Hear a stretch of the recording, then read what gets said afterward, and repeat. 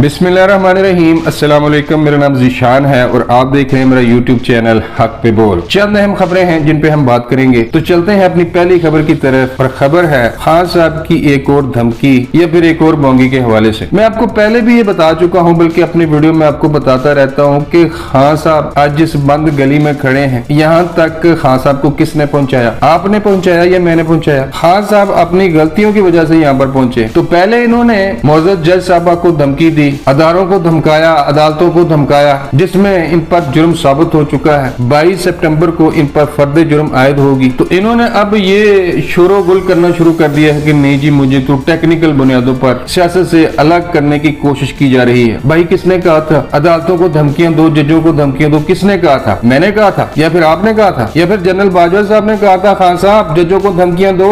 नहीं, क्या हो आप, कोई आसमान से उतरे हुए हो? अगर एक आम बंदा जिस तरह की आपने धमकियां दी है ना, इस तरह की अगर कोई धमकी कोई आम बंदा दे देना, मोहम्मद रफीक या मोहम्मद बूटा अगर इस तरह की कोई धमकी दे देना एक आम पाकिस्तानी, तो भाई उसको वो निशाने इबरत बना दिया जाएगा। आप शुक्र करो एक सियासी जमात के आप रहनुमा हो, एक लीडर हो, इस वजह से आप अभी तक बचे हुए हो। तो खुदेदारों को धमकियां देता है, जब कानून के कटहरे में इसको लाया जाता है तो धमकियां देना शुरू कर देता है, इल्जामात लगाना शुरू कर देता है कि वहाँ फलां बेशर्म आदमी है, फलां घटिया शख्स है। एक बलवाइयों का ग्रुप बनाया हुआ है इसने। इसकी जो सोच है, इसके जहन में जो चीजें हैं वो बहुत खतरनाक हैं। ये मुल्क में आग लगाना चाहता है, अनारकी पैदा करना चाहता है। तो आज इस बंद गली में खड़ा है, इसको यहाँ तक इसकी बड़बोली जुबान ने पहुंचाया है। खुद को समझता है कि मैं अकले कुल मैं ही हूँ, मैं चैंपियन हूँ, मैं हीरो हूँ, मुझसे बड़ा कोई है ही नहीं है, बाकी सब बेवकूफ हैं। तो पहले खान साहब ने धमकियां दी, अदालतों को, जजों को धमकियां दी। 22 को इन पर फर्द जुर्म आयद होने वाली है। तो अब इसने शोर डालना शुरू कर दिया है कि मुझे तो टेक्निकल बुनियादों पर नॉकआउट किया जा रहा है। और आज इसने एक और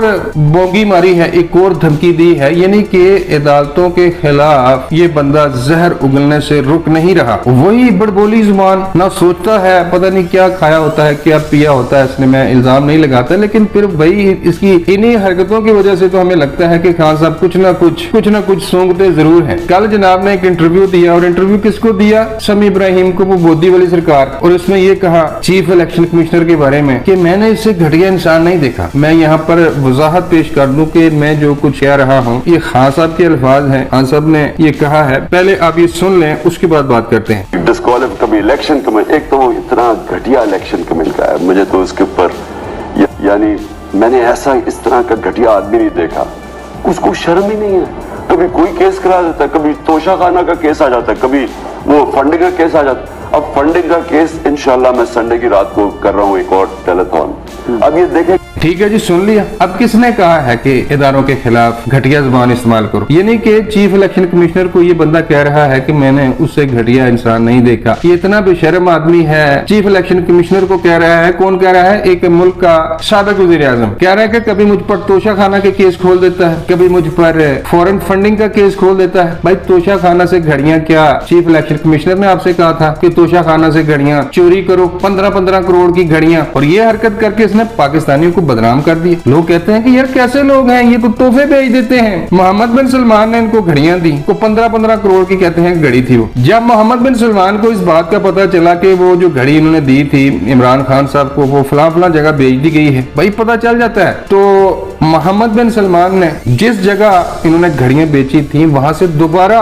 उन घड़ियों को खरीदा और फिर अपने पास रख लिया। क्या सोचते होंगे वो सऊदी अरब वाले हमारे बारे में कि यार ये इतने गिरे हुए लोग हैं, इतने भूखे लोग हैं ये। तो क्या चीफ इलेक्शन कमिश्नर ने कहा था आपसे कि हाँ साहब घड़ियां बेचो, तोहफे तोहफे बेचो? मतलब ये है आपकी औकात। वैसे तो बहुत बड़ी बातें करते हो कि मैं बहुत बड़ा चैंपियन हूँ, मैं बहुत बड़ा मुहब्बे वतन हूँ, मैंने बहुत पैसा देखा है, मुझे क्या जरूरत है? और ये इतना डिठाई से दूसरों को कहता है कि चोर है और मैं सादिक और अमीन हूँ। भाई सादिक और अमीन कैसे हो तुम, मुझे बताओ जरा। मतलब घड़ियां तुमने नहीं छोड़ी। और दूसरा, चीफ इलेक्शन कमिश्नर को बुरा भला कहने का जो दूसरा जवाब इसने बताया, कहता है कि मुझ पर फॉरेन फंडिंग केस खोल दिया। ओ भाई तुम क्या को बला हो, तुम पर वो फॉरेन फंडिंग केस नहीं खोल सकता। तुमको खुली छूट दे दी जाए कि बाद से पैसा जमा करके ले आओ ज़कात के नाम पर, और वेलफेयर के कामों के लिए पैसा इकट्ठा करो, शौकत खानम के नाम लेकर लोगों को वर्गलाओ, उनके साथ झूठ बोलो, वहां से पैसा जमा करो, और वो पैसा जो कि खरबों में है वो लाकर उससे पाकिस्तान के खिलाफ साजिशें करो। क्या खुली छूट दे दी जाए आपको? 8 साल तक इन्होंने इस केस को रोके रखा। मैं तो सलाम पेश करता हूँ उस बंदे को, वो इंतहाई शरीफ बंदा है, चीफ इलेक्शन कमिश्नर, तो उसने तमाम तरफ दबाव के बावजूद फैसला सुनाया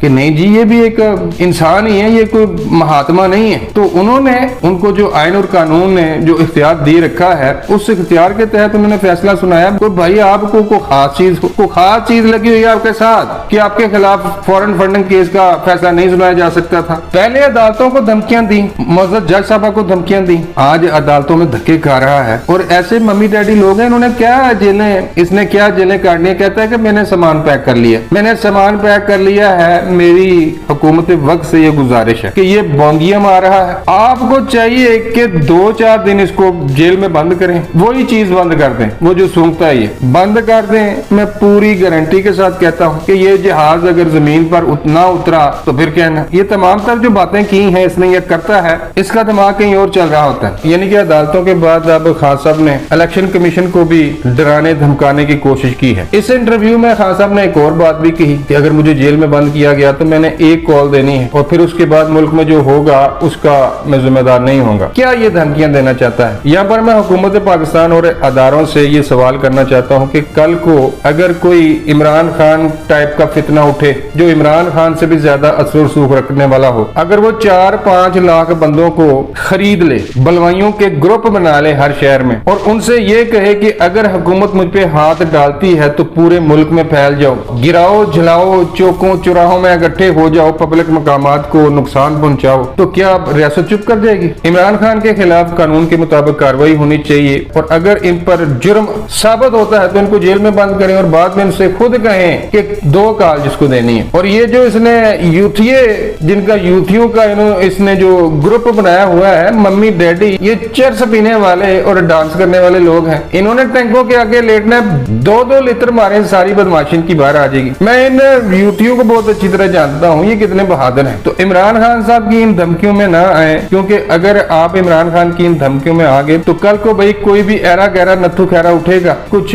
लोगों को अपने साथ मिलाएगा, यूथिया टाइप लोगों को, और फिर रियासत पे हमला कर देगा। तो ये एक बहुत खतरनाक ट्रेंड सेट हो जाएगा। तो ये थी जी खान साहब ने कल जो मोदी वाली सरकार शमी इब्राहिम को इंटरव्यू दिया है उसकी सारी सूरत हाल। तो अब तक के लिए बस इतना ही। वीडियो के एंड में आपको ये भी कहना चाहता हूँ कि मेरी वीडियोस को तो बहुत सारे लोग देखते हैं लेकिन कम लोगों ने सब्सक्राइब कर रखा है, इसलिए आपसे गुजारिश है कि जब आप वीडियो देखते हैं तो मेरे चैनल को सब्सक्राइब भी कर लिया करें। मिलता हूँ किसी नई वीडियो में। अल्लाह निगहबान।